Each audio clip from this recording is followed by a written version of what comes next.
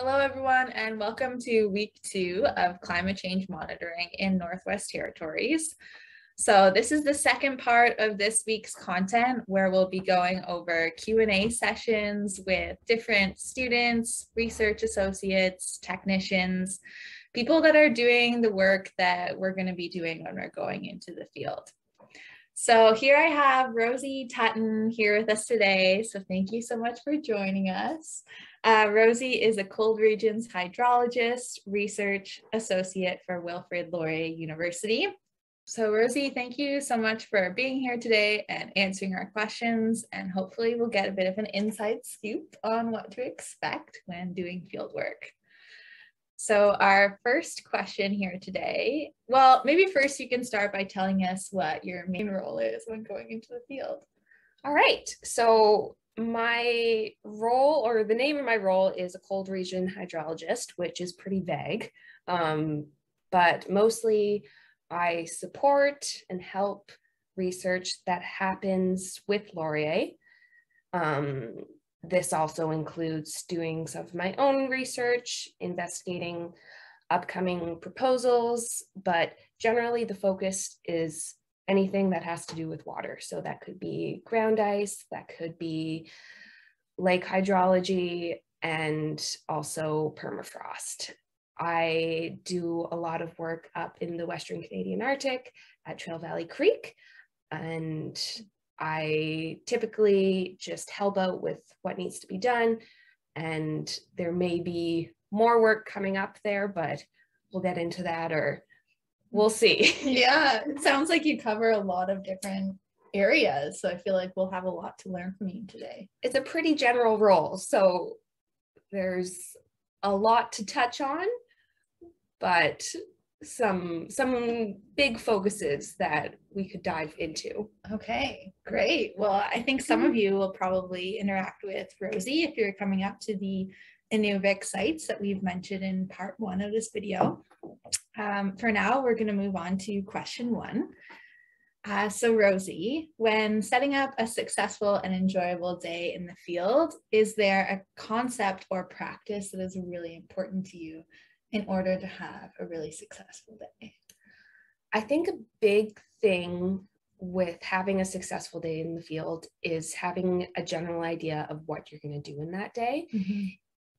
If you have a plan, you have to be really flexible with it because you never know what's going to happen. Mm-hmm. But you need to have an idea of what you want to get done, both in the morning and the afternoon, and mm-hmm. set out to get it done, or else you're going to lose money, you're going to waste time. There's a lot at stake, but a lot of enjoyment that can come from just coming up with a plan and a schedule. Mm-hmm. So what I typically do before I go into the field, I make myself a week plan. So what I'm planning on doing every day. Mm-hmm. And then either in the evening or the morning before, I'll try and write down what I'm hoping to get done in that day, what's on my schedule, what I didn't get done the day before, mm-hmm. where that could potentially shift to.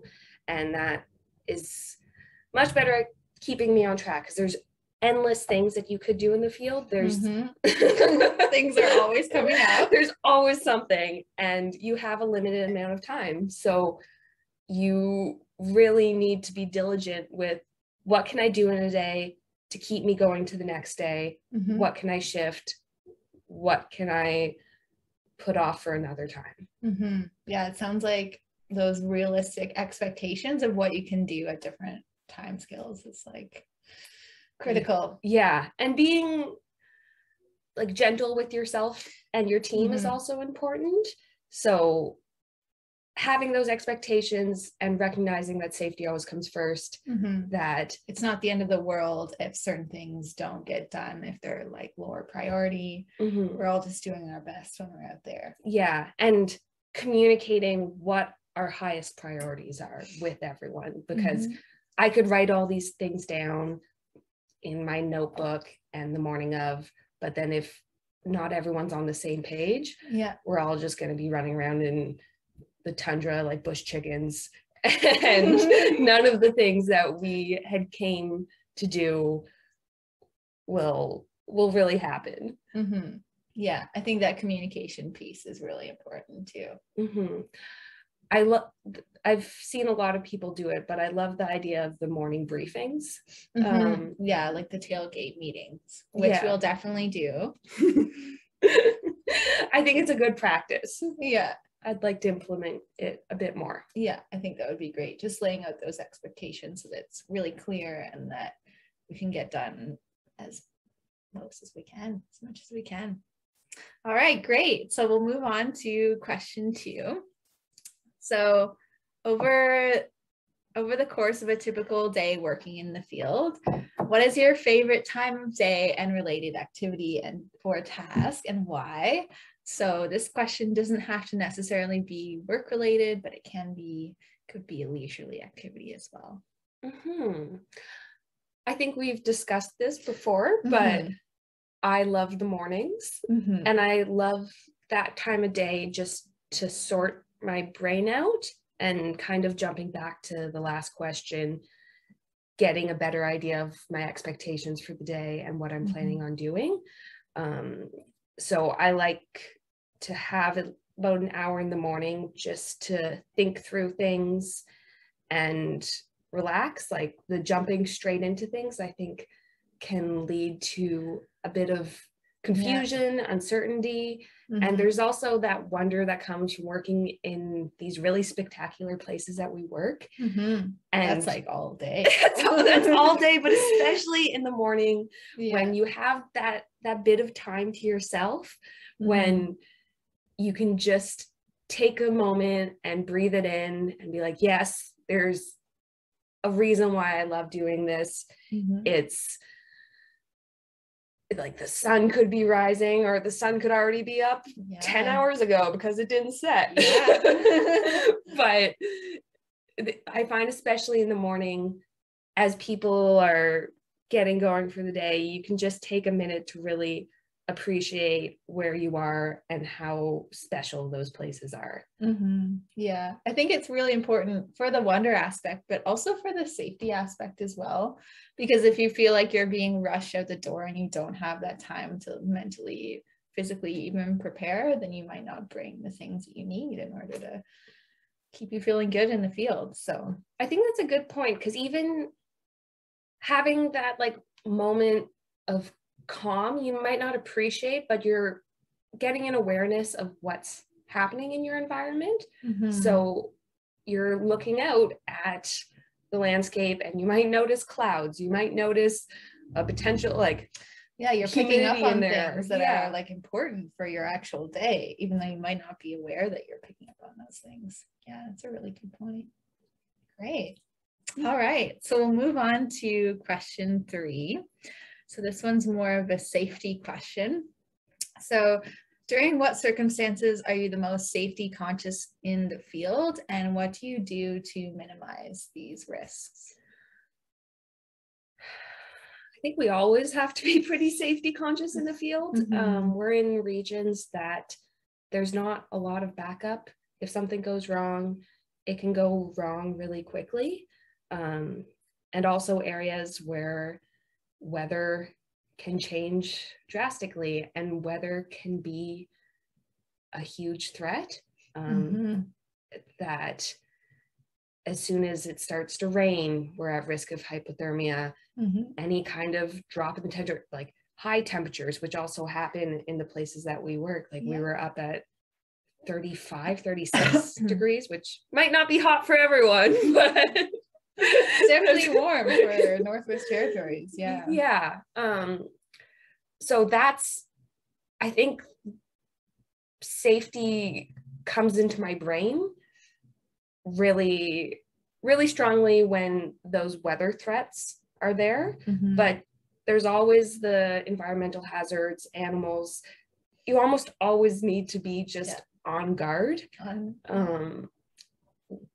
which takes time and practice. I think when I first went into the field, I was just so jazzed up about doing field work and being outside that I didn't really I didn't perceive any of the threats necessarily. There might have been like an air of arrogance where I was like, oh, they're just bugs. But or, oh, it's just a bit cold today. Like, we're fine. I'll be fine. But then when you end up out there with not a lot of options for 8 hours and you're just a little bit cold, maybe you're a bit hungry as well, and these like factors kind of compound onto themselves. Yeah, exactly. Like our body needs that energy to stay warm. And it's a constant thought process. Like you can never really drop your guard doing field work with safety. One of my first times in the field, I hadn't experienced bugs. It was in Labrador. Okay. And I only had one bug jacket on. And I got like bugs just like crawling up my arms. Oh. They're not as bad here. Good to know. But I was faint. Like I was very lightheaded. Oh, wow. From like just all the blood being drawn. Wow. And since then, I'm very hyper aware of protecting myself against bugs, which I never would have been before. As like a safety issue, it's really not something you would think about, but like I feel like all these issues just become really big safety issues because of the environment. Yeah. And I think it's really important to listen to people who have been doing this for a long time, because it's always, it changes where you are, what the concerns are. And so there will be people that are really experienced in that area. And their advice is, it's life-saving. Yeah. Yeah. Did that answer the question? Definitely. Yeah. Okay. Just, it's always a concern, which I think is the best way to think about it. Yeah. Okay. So moving on to question 4. This one's a fun one. Do you have a fieldwork related story or experience that you can share that has significantly impacted your life in a positive way? Yeah. Or maybe it's not entirely positive, but it's had like a meaningful impact. Nothing is ever entirely positive. So there's always, especially in the field, there's ups and downs. Yeah, for sure. But I spent a few months helping out with a broader project in a series of projects in Labrador. And I was the only student on these projects, but the center of my focus was working on something that was called Coastal Labrador Climate and Weather Monitoring Project. Very long acronym. Yeah. Tongue twister. And it was a lot of logistics. It was a lot of calling people up and working with communities. So we had money to install weather stations at a total of 11 communities across Labrador, to get it going and then hopefully hand it off. And this is all project owned and operated by Robert Way, and I was pretty much the tag along to continue it going over the summer. But the process of calling people up, of working with people to see who might be interested in getting the weather station up, just trying to understand the intricacies of transporting these ginormous weather stations and making friends along the way, like spending time in some of these places, and also hearing how much people care about the weather. So there's such in coastal Labrador and across the Canadian North, there's a lack of in situ weather and climate monitoring, and it impacts everyone's life. And everyone that I worked with was like, I remember someone had records since they were maybe like in their 20s of what the weather was doing every day. Oh, wow. And it was just really fun to hear how the weather had changed, but there's still not representative data to communicate that and to bring that message into policy, which is such a shame. Like that's certainly a baseline, you would think, of data that we would need in order to make change. Yeah. And it's still like these notes that people have taken, it's really useful and important. And I wish that we could, I wish we could communicate those messages to actually bring a bit more understanding to how weather is changing in these places. Yeah, it sounds like those connections that you made along the way, though, are what really brought in the change, like seeing how much people care and seeing how much you need people in order to get stuff done. Like, yeah, we're out on the field and we're looking at plants and permafrost, but really, like, we need people in order to get this kind of work done. Yeah, and it was very direct. Like, I have a very special place in my heart for Labrador, and I hope to return at some time. But everything was very like on the ground and spending a lot of time with people and places. And I think that has changed how I see how science should be done. Interesting. Yeah. And I feel like that very much flows into this project as well, because it's very much about you, the people on the ground that have expressed interest in doing the work here. So yeah. That's a great answer. Thank you. All right. So question 5. This might be somewhat related, but during what field campaign or period of field work did you learn the most technical skills? So when I was originally thinking about this question, I was thinking about the Coastal Climate Weather Monitoring Program, Coastal Labrador Climate and Weather Monitoring Program. Nice. Needs a better acronym. But because in that, I learned how to set up an entire weather station. Yeah. Which was a big learning thing. Like, we would go in with a few of us, just put everything up, every sensor, program it, get it running. And it was very technical. But I think there's also the snow and permafrost science that I've learned that I would like to add on to that, because at first it seemed a lot more broad and general, like we're prodding the ground with a pole. Seems simple. But there's a lot of nuance and skill that come with these pretty standardized techniques that I'm still learning. Interesting. And I think I learned a lot of them in some of my work in Labrador, but now working in NWT, I'm continuing to build those skills. So there's not been one. I think it's a continuous learning process. And I feel like that's maybe a good thing for people watching this video, is that the first time that you go into the field, you're learning, but you're always learning, and we're all just trying to figure this out as we go. And so if you feel like you're learning a lot, that's a really good thing. Yeah. And I think that's a great point, that we're always learning. There's always questions to ask. And if you ask a question, other people all probably benefit from it. Everyone in the room will probably benefit from the things that don't seem to make sense. So ask away. The message there, please, for me, so that we all know what we're talking about.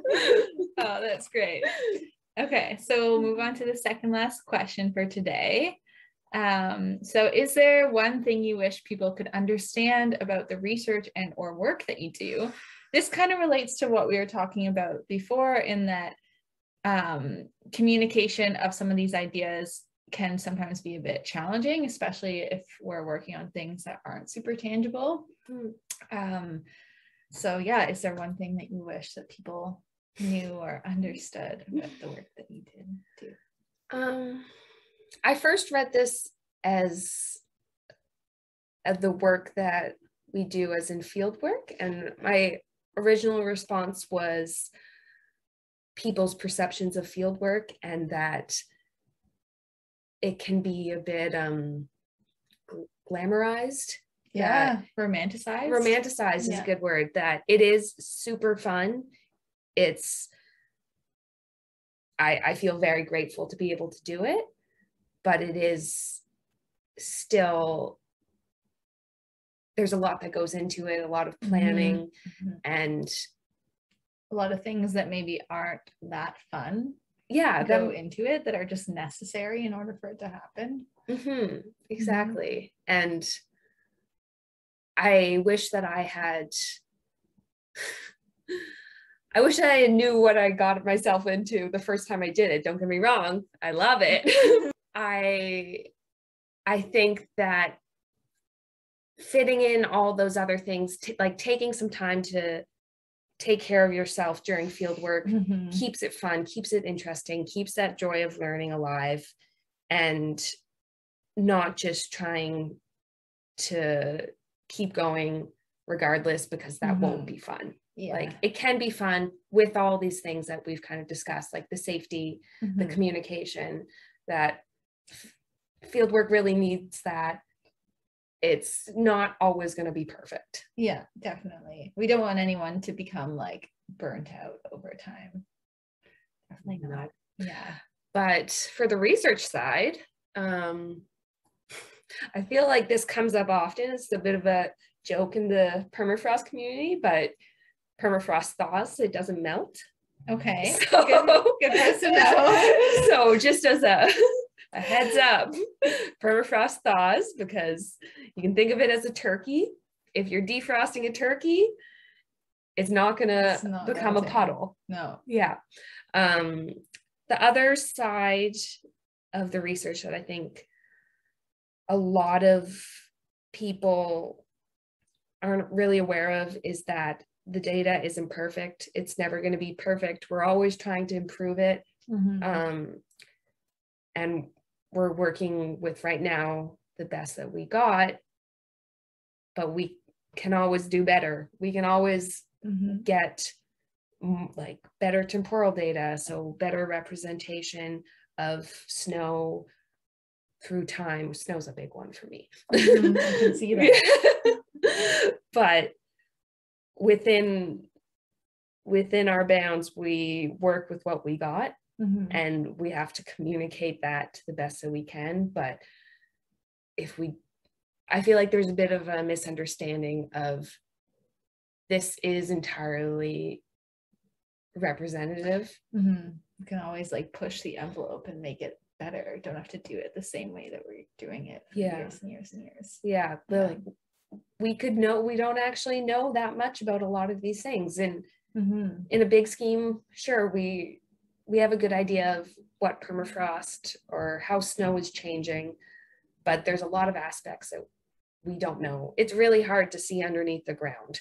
There's half of permafrost research is just trying to get a better idea of where the ice is, or where the permafrost is too. But like, it's pretty rudimentary in a lot of senses. We don't know how deep the snow is half the time. So if anyone has any ideas to make this better, I think let Rosie know. Amazing. Okay, great. Okay, so we're going to move on to the last question for today. This one's another fun one. So what is one personal item that you pack when going into the field that you would never forget or hope to never forget, and why? I feel like I have grown very dependent on bug jackets. I have this deep sinking feeling in my stomach now if I look into my bag and I don't have a bug jacket. There's also, this is hard. There's so many critical things. Yeah. It's a good question though, because this past summer, my bag was forgotten with the airline. And I feel very lucky that I was part of a bigger team and a lot of support of the things that I was missing. Like, if it was just me, I'd make sure to have all those standard safety things on me. But they were there, which worked out very lucky. And if I were just kind of, well, I'd never just be going off on my own because we work in buddy systems, but having bear spray, having our notepads, having a GPS, because once we get lost, that's all you got. That's all you got. Yeah, but I'll just revert back to bug jackets make me feel safe. Yeah, maybe even 2, it sounds like. Depends where you are. Yeah. Around here, I think we could swing 1, but we'll see next summer. Yeah, hopefully not 2, but you never know. And don't worry, we'll be giving everyone a good packing list to go over as well before you ever go out into the field. But water's important too. Water, yeah, at least a couple liters for sure. Yeah, well, thank you so much for your answers today, Rosie. And I feel like we learned a lot, and you guys got to see a bit of an inside scoop on what fieldwork planning and safety and experience can be like. So thank you so much for watching today. Thank you so much, Rosie. And maybe some of you will be seeing Rosie in the future. I'll look forward to that.